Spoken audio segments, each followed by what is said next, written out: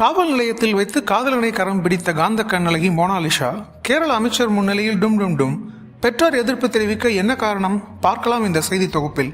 2025ஆம் ஆண்டு உத்தரப்பிரதேசத்தில் நடைபெற்ற கும்பமேளாவில் ருத்ராட்ச மாலைகள் விற்பனை செய்து வந்த சிறுமியின் தேன்நிற கண்களால் ஈர்க்கப்பட்ட ஒளிப்பதிவு கலைஞர் ஒருவர் அவரை வீடியோ எடுத்து வெளியிட உலகம் முழுவதும் பிரபலமடைந்தார் மோனாலிசா போஸ்லே.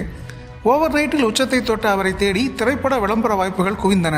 கேரளாவைச் சேர்ந்த அமேரா நகைக்கடையின் விளம்பர தூதுவராக நியமிக்கப்பட்ட அவருக்கு 15 லட்சம் ரூபாய் சம்பளமாக வழங்கப்பட்டதாக கூறப்படுகிறது. இந்த சூழலில் ஜெய ஜெய ஜெய ஹே, பொன்மான் உள்ளிட்ட வெற்றி படங்களை இயக்கிய மலையாள இயக்குனர் பினு வர்கீஸின் படத்தில் நடிக்கும் பொன்னான வாய்ப்பு அவருக்கு கிடைத்தது.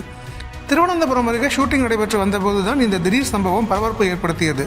ஃபர்ஹான் கான் என்ற இளைஞருடன் காவல் நிலையம் சென்ற அவர் தாங்கள் இருவரும் காதலித்து வருவதாகவும் தனது தந்தை தங்களது திருமணத்திற்கு எதிர்ப்பு தெரிவிப்பதாகவும் புகார் அளித்தார். இதனையடுத்து மோனாலிசாவின் தந்தை ஜெய்சிங் போஸ்லேவை அழைத்த காவல் நிலைய அதிகாரிகள் 18 வயது நிரம்பிய பெண் தான் விரும்பிய துணியை தேடிக்கொள்வதற்கு சட்டம் அனுமதித்துள்ளதால் அவர்களது திருமணத்தை எதிர்க்கக்கூடாது, அச்சுறுத்தக்கூடாது என எச்சரிக்கை விடுத்தனர்.